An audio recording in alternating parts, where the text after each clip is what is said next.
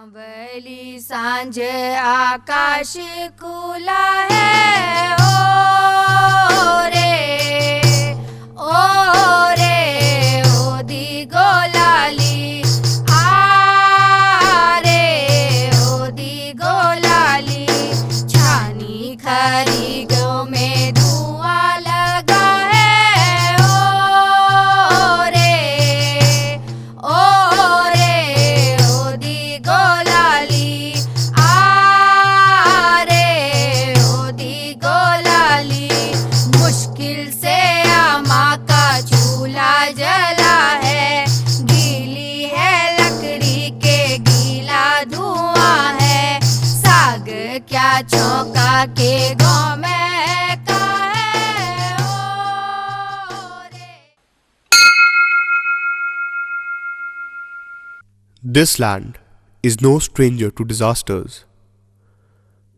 Nestled in the Himalayas, a state where almost all the rural population lives in tough mountainous terrain, Uttarakhand is the source of the Ganga and the Yamuna, while a myriad other tributaries cut through this young and crumbling mountain state.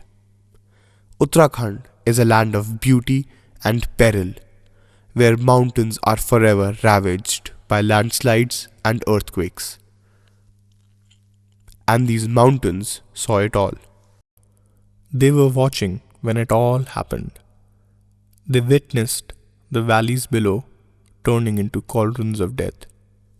In the month of June 2013, the state of Uttarakhand suffered its worst natural disaster. Starting with torrential rain and followed by the breach of an alpine lake, Kedar Valley was at the epicenter of the disaster. The state machinery and the armed forces carried out the largest joint rescue mission ever attempted. People were left stranded with every possibility of being washed away at any moment. Across cables suspended over raging rivers, hurriedly constructed temporary bridges, and by a swarm of helicopters, over 100,000 people were successfully evacuated. But for thousands more, it was their last pilgrimage. After the waters had receded, fingers were pointed, and everything, from God's fury to the greed of man, was blamed. All this while wives waited for their husbands to return home safely. And though the rescue mission unearthed heroic stories of valor and survival, this is the story of the true survivors. The ones who have not only had to survive this disaster, but who will somehow have to survive for the remainder of their lives. This is the story of the ones left behind. Our story begins en route to the villages where we wish to meet the widows of the men who were lost in what has been called the Himalayan tsunami. Umed Singh Rana, a local guide with almost 2 decades of experience, is himself a survivor. उमेदा, आपदा से सबसे ज़्यादा प्रभावित क्षेत्र कौन कौन से रहे? आपदा से सबसे ज़्यादा प्रभावित क्षेत्र केदार घाटी, कालीमठ घाटी और मध्यमेश्वर घाटी में रहा है। और इसके साथ साथ जहाँ पे सबसे ज़्यादा कैजुअल्टियाँ हुई हैं, इसके साथ साथ उत्तरकाशी, धारचूला, जौलजीबी, मुनस्यारी के क्षेत्र में भी हुआ, लेकिन वहाँ पे नुकसान कम हुआ, आदमी का नुकसान कम हुआ है। और जिन क्षेत्रों में जो सबसे ज़्यादा प्रभावित रहे हैं, उन वहाँ पे अब जो परिवार बच गए हैं, उनके लिए अब कितनी मुश्किलें हो गई हैं? एक्चुअली यहाँ पे केदार घाटी में जो हज़ारों लोग आते थे, यात्री लोग, वहाँ पे इन घाटियों से बच्चे और 50 साल की उम्र तक लोग कमाने जाते थे, जो एकमात्र आजीविका का साधन था। और आपदा आने के बाद जो ये लोग चले गए हैं या जो कुछ भी नुकसान हो गया है, उसके बाद उनके घरों को, उनके फैमिली को, उनके जो बच्चे हैं, एक बच्चा या लड़का लड़की, जो उनकी विधवा औरत, उनके लिए परिवार आने वाले समय में परिवार के लिए आजीविका कमाना मुश्किल है। These men worked for only a few months in an year and were solely dependent on seasonal earnings from tourism.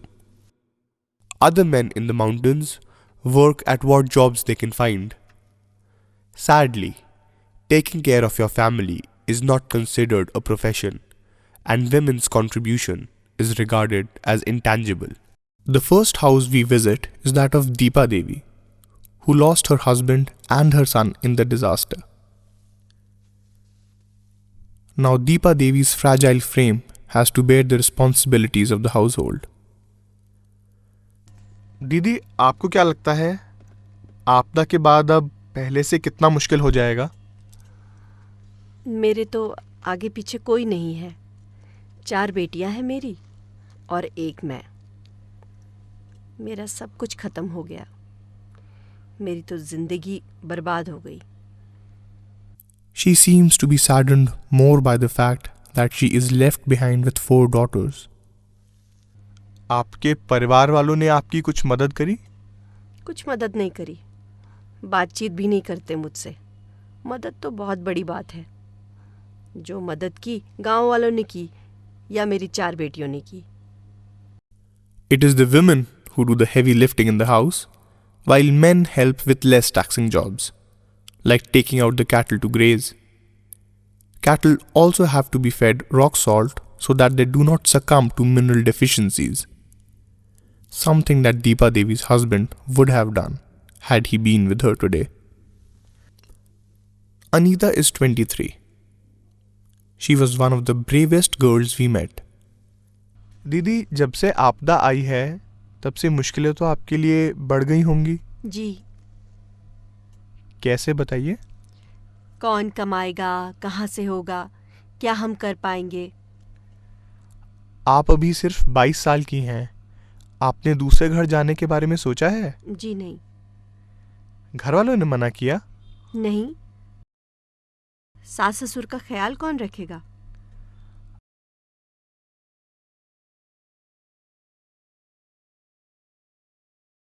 आपको किसी ने बोला दूसरे घर जाने के लिए?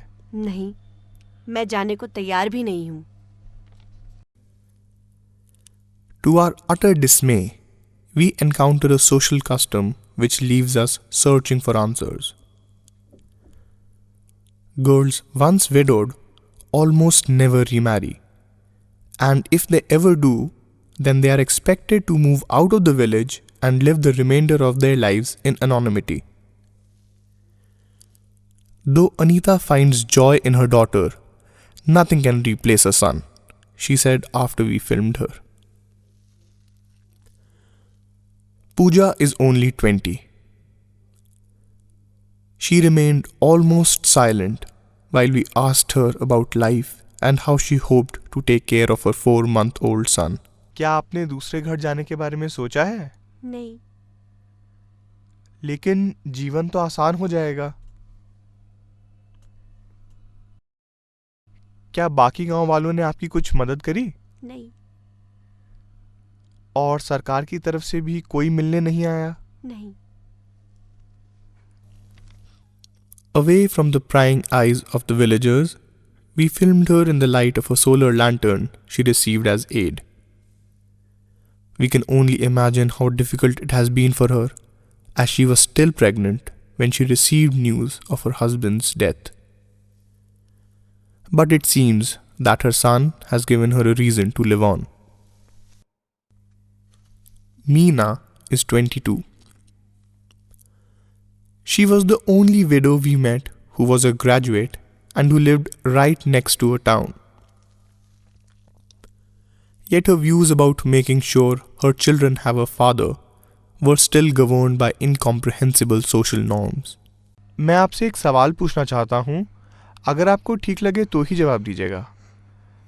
आपने कभी दूसरे घर जाने के बारे में सोचा है? नहीं, ये नहीं हो सकता। नहीं।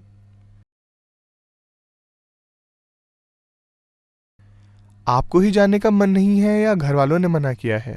नहीं, मेरा ही मन नहीं है। अगर कोई अच्छा इंसान मिल जाए तो? Despite repeatedly asking her to reconsider her decision, she did not budge. Women are responsible for almost all the back-breaking tasks that run a home, including feeding the animals and gathering forest produce. But society has imposed upon women the view that they need men to survive, while most men spend their days playing cards and splurging their earnings on alcohol. We saw an example when this drunken duo staggered past us in the middle of the day. Maybe Meena is better off taking care of the children herself. It seems no one cares for the people anymore. Or maybe they never did. Maybe that is why, even 6 months after the disaster, the speed of repair is dismal at best. And as for the families, no one knows how long it shall take for their wounds to heal. Pooja Pawar is also 22. जब से आपदा आई है, सरकार की तरफ से कोई आया है? नहीं। पटवारी भी नहीं आया? नहीं। प्रधान वगैरह तो आए होंगे? हाँ। लेकिन सरकार की तरफ से कोई घर तक नहीं आया? नहीं। और आपका एक लड़का भी है, कितना बड़ा है? 1.5 साल का है। जब से वो हुआ है तब से उसका कोई इलाज हुआ है? किसका? आपके लड़के का?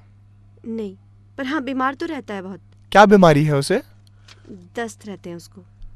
बुखार भी रहता है? हाँ। और आपकी आय का कोई साधन है? कुछ नहीं है।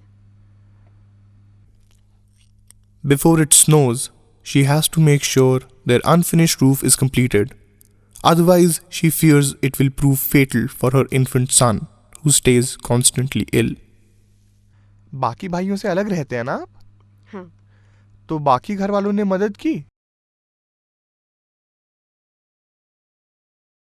नहीं। She and her husband separated from his family before he left for Kedarnath. Now her mother-in-law has her eyes on the relief money received by her. Kamla Devi is 28, but she looks far older than that. The physical exertion she has to endure has left her wrinkled and scarred early in her life. She climbs up a steep incline for an hour just to reach her home from the road below. If that wasn't hard enough, she has to cross an active landslide daily to get fodder for her cow. One wrong step would result in serious injury or even death. आपने कुछ पढ़ाई की है? कुछ भी नहीं। मतलब school आप गई ही नहीं?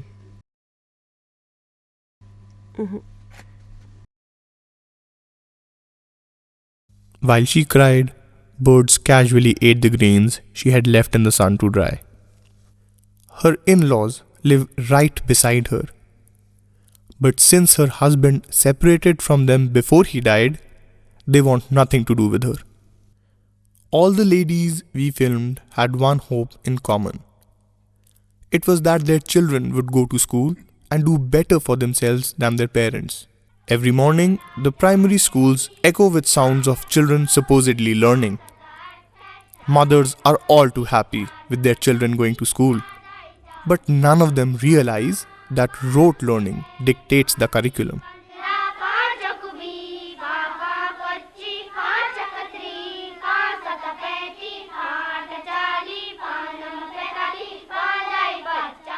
Here the hunger for a midday meal triumphs over the thirst for knowledge.